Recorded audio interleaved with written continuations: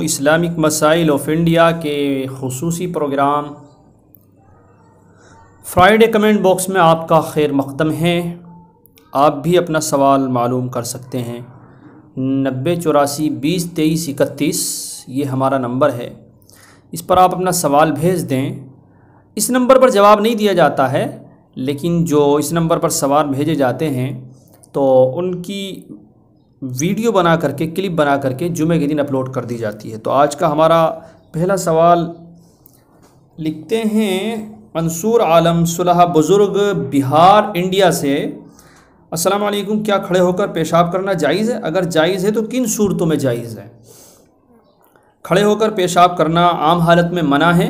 حضور صلی اللہ علیہ وسلم نے اس کا طریقہ سکھایا ہے کہ بیٹھ کر کے اور نرم جگہ پر پیشاب کرنا چاہیے، اور آج کل تو فلیش بنی ہوئی ہوتی ہیں تو ان جگہوں پر بیٹھ کر کرنا چاہیے۔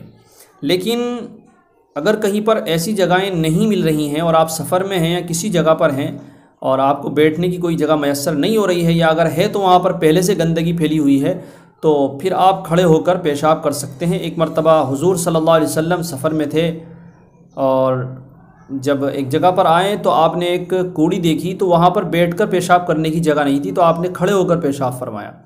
تو یہ امت کی تعلیم کے لیے تھا کہ اگر کہیں پر ضرورت پڑتی ہے تو کھڑے ہو کر پیشاب کیا جا سکتا ہے، لیکن عام حالت یہ نہیں ہے کہ آپ کھڑے ہو کر پیشاب کریں، صرف مجبوری میں گنجائش ہے، باقی عام حالت میں بیٹھ کر ہی پیشاب کرنا چاہیے۔ اس سے جسمانی اعتبار سے بھی اور مثانے کو بھی بڑا فائدہ ہوتا ہے۔ دوسرا سوال لکھتے ہیں کہ میت کو غسل دینے کا طریقہ، خصوصاً عورت کو غسل دینے کا طریقہ بتلا دیں۔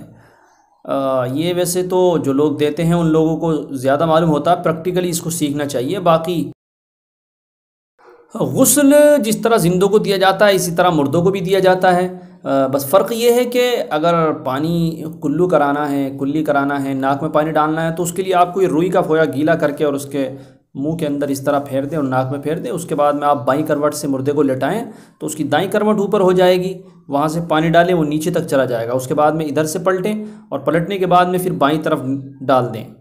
اس سے پہلے سر کو دھو لیا جاتا ہے، ناک میں اور منہ میں روئی پھینکنے کے بعد اس کے سر کو دھو لیا جاتا ہے اور پھر یہ کروٹ والا عمل کیا جاتا ہے۔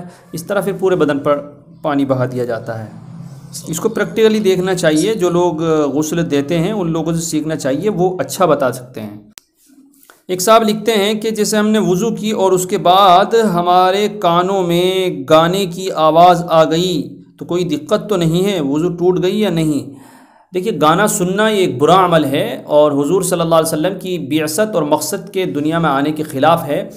میوزک سے بچنا چاہیے، لیکن اس سے وضو نہیں ٹوٹے گا۔ ایک اور صاحب لکھتے ہیں کہ اگر فجر کی سنت چھوٹ جائے اور سیدھے جماعت کی نماز ادا کر لیں تو چھوٹی ہوئی سنتوں کو فرض نماز کے فوراً بعد نہیں پڑھ سکتے کیا؟ جی ہاں، حدیث میں منع ہے کہ فجر کی فرض نماز کے بعد کوئی بھی نفل نماز نہ پڑھی جائے، اور سنت اپنی جگہ سے ہٹ جانے کے بعد نفل کا درجہ لے لیتی ہے، لیکن فجر کی سنتوں کی بہت زیادہ تاکید آئی ہے، اس لیے اگر وہ چھوٹ گئی ہیں تو سورج نکلنے کے بعد جب اشراق کا وقت شروع ہوتا ہے اس وقت ان کو ادا کرنا چاہیے۔ ایک اور صاحب ہیں، یہ محمد ایان قاسم پور گڑھی بجنور اتر پردیش سے، لکھتے ہیں کہ مسجد میں پیسے دیتے ہیں اس کا اعلان کرنا کیسا ہے؟ آج کل مسجدوں میں جب ہم پیسے دینے جاتے ہیں تو وہ اعلان کرتے ہیں، تفصیل کے ساتھ کیا مسئلہ ہے؟ دیکھیے، لوگ اگر اپنے نام کی وجہ سے کہ ہمارا بھی نام آئے، لوگوں میں ہمارا بھی نام جائے، ہم بھی پیسے دینے والے ہیں، اگر یہ مقصد ہے تو پھر تو یہ جائز نہیں ہے اور ان کے دینے کا کوئی ثواب ان کو ملنے والا نہیں ہے، بالکل گناہ گار ہوں گے۔ لیکن اگر مقصد یہ ہے کہ ہم دیں اور لوگوں کو بتایا جائے، رغبت دلائی جائے، جب لوگوں کو اس طرف توجہ ہوگی تو لوگ اور زیادہ پیسے دیں گے، تو پھر یہ ثواب کا کام ہوگا۔ نیتوں کے اوپر یہ مسئلے ہوتے ہیں۔